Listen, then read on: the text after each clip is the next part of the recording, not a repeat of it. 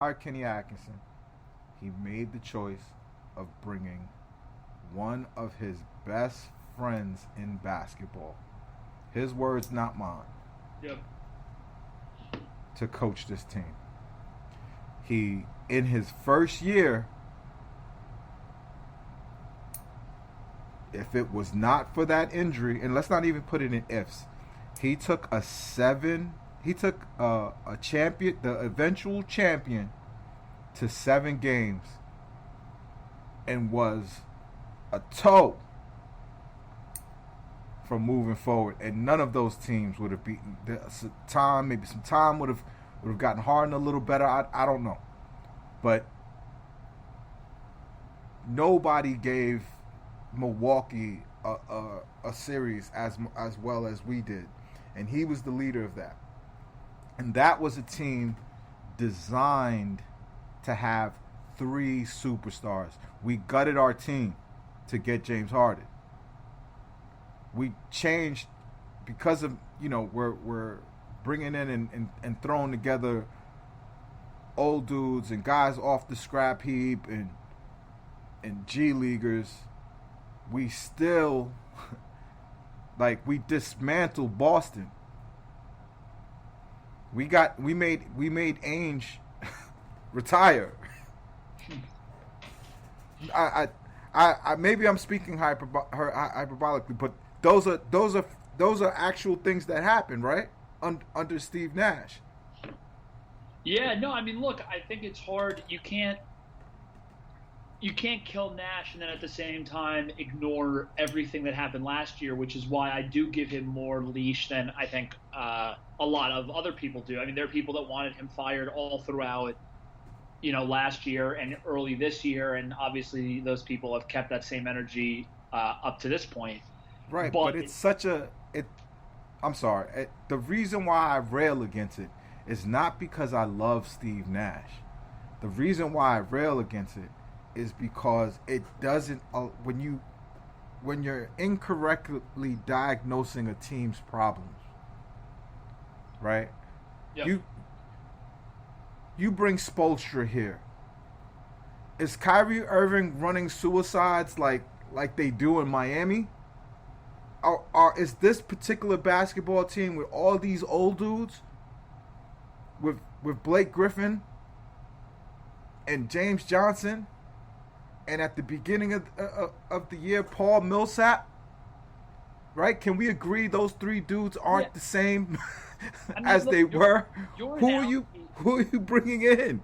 your analogy that I think works really well, which as you know, at the end of the day, I do agree with, is I think the way that Nets fans are operating is a bit like if your house has a major hole in the roof, Right, but you keep and you have the heat on constantly because it's freezing, and you start blaming the heat because it's not working well enough. When it's like, right. well, the heat can only do so much. You have a 5 foot crater in your roof, and that's why it's fucking cold. You know what I mean? Like you can blame the fact that you got that you have a bad thermostat, or that you've tried to put in all these space heaters and whatnot. But at the end of the day, if you fix the roof, and you get that closed up, you're gonna be warmer. And I think, look, I personally think, and this is where people, this is why me and you and Bam, especially all 3 of us, have become 3 of the most hated people on Nets Twitter, which is pretty hilarious. But you know, it, I don't think it's blasphemous, and I know it isn't, because when you talk to other NBA fans who are rational about it, they agree with us wholeheartedly. It isn't anti Kyrie to say that a lot of the stuff that happened this year all derives from his decision. That isn't anti Kyrie. That is an actual fact. That's It what is. happened. Those are things that have been proven through articles that have come out, through quotes, through everything. If you want to talk the James Harden situation, that is from Kyrie. Patty Mills being overworked, that's from Kyrie. A bunch of players on the team, including guys like Bruce Brown or Javon, even if you want to go to the Javon Carters of the world or Mm-hmm. whoever, being put in positions not to succeed when Sean Marks made a team that wasn't that was constructed not with the mindset that Kyrie was going to be out for the whole year. Right. And because of that, like, people were put in positions that aren't meant to do well. Like, you work with programmers and a bunch of different people. If one of your top programmers wasn't there and a guy in marketing had to like fucking code, it would be a nightmare. Like, it's just exactly. I just think that was the Joe Harris injury bad? 100%. I think that we're seeing that he's honestly one of the more underrated Nets that honestly I've seen in my lifetime, and I think his value completely goes under the radar. And the KD injury obviously killed them.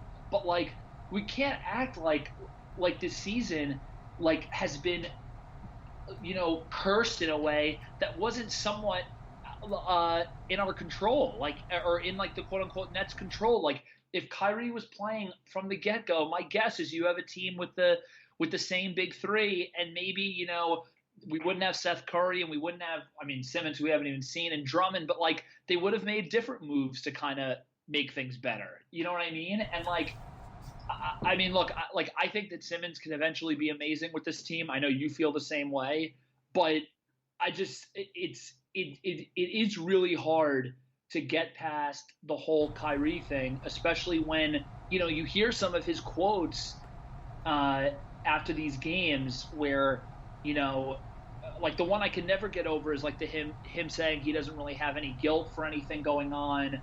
Him saying, I could have used an extra day of rest when he has a back-to-back. Like, that one messed me up. Like, he is tone deaf. He is tone, and he's either not bright, which I don't believe. I think he is. He's like fucking with people, or he's the least self-aware person in human history, and I don't know if it's that either. I don't really know what it is. Celebrity makes you. Celebrity removes your self-awareness, because what really supports your self-awareness is when people outside of you kind of confirm what you have already been thinking, or something you may have noticed and you don't always take that advice. You do what you want to do, but right. Like, Kyrie's from the generation that their parents told them you could do whatever you put your heart to, you can do it. And that's a great thing to tell your kids. But I always kind of tell my son it a little bit different. Whatever you are willing to work to do, whatever you're willing to be a positive force in seeing that vision happen. Like, are you willing to be the person that you claim to be? And that's what's going to get you there is pursuing that with consistency. And I don't. Celebrity is such a crazy thing, because every time he says something freaking crazy, like, if I always imagine if Kyrie had the charisma of Darren Williams, we probably would have killed him by now. Like, somebody would have hunted him down. Like, he'd be gone. If you took Darren Williams' personality and charisma, which he has zero, and because he's so disconnected, he doesn't fight back, misinformation or whatever. Like, the Billy King PR machine back then, and that's the reason why Sean Marks fired all of them day one. Used to kill players on the way out, drop information, let people know, and the reality is, all NBA players are assholes. They're super rich and super baby for a long, long, long time. Every single one of, to varying degrees, of course, and some of the guys who came up differently, having the G League guys and late round picks and the like. I may be a little humble, but if you've been around NBA players, and it's part of the reason why they're great, they are high. They have elite arrogance. You just gotta. It's just how you stomach it. I remember when Kobe Bryant was not popular. I remember when people. It wasn't just the consensus that we all love Kobe Bryant. Like I always loved Kobe Bryant, but there was a time where it was kind of like that dude is an asshole. Fuck him. Yep. And rest in peace, a wonderful and beautiful human being and great basketball player, of course. But if the truth is being be told, there was a time people weren't rocking with Kobe like that, and it's just amazing. It's like a cult of personality where I can't knock it. I just wish it didn't affect my basketball team, and I'm so because there's nothing. Do you understand? Kyrie said boldly and without skipping a beat, without hemming and hawing. They asked him what could be done to fix this, and he said, "What's the problem? What's causing the issues?" And he said, "It's rotations." Yep. I couldn't believe it when I heard him say that, because he might as well said Steve Nash, right? Like that's what that means. It's actually interesting that it did. I mean, it's a good point by you. It's interesting that didn't get as much attention as it did because that is as blatant. Like if LeBron had said that about Frank Vogel, that's all Stephen A. and Skip Bayless are talking about for the next 2 days. Right, and that's the thing. They're the least qualified to talk about it because when these national talking heads are analyzing a basketball team, they just use some traditional whatever. They didn't get the job done. No, think about this. We only have one point guard on this team. Kyrie Irving is not a point guard. We agree on that? Yep. We have one point guard on the team. It's Goran Dragic. He didn't play. We have one floor spacer on the team right now. That's Seth Curry. He didn't play. I mean, he played last night, but he was injured. I won't say James Johnson because most people will argue that it's better that he was hurt. LaMarcus Aldridge is coming back from something, and he still doesn't look like how he did earlier in the season. No. But still, you have all these holes in a lineup that's meant to have 3 superstars playing. When we gutted the team, it was for the concept that 3 superstars. It didn't matter what you put on the team. It didn't matter what you added on. You could have Bruce Brown at the 4 or the 5 because you have 3 superstars. The rest they just got to fill in the cracks. Correct?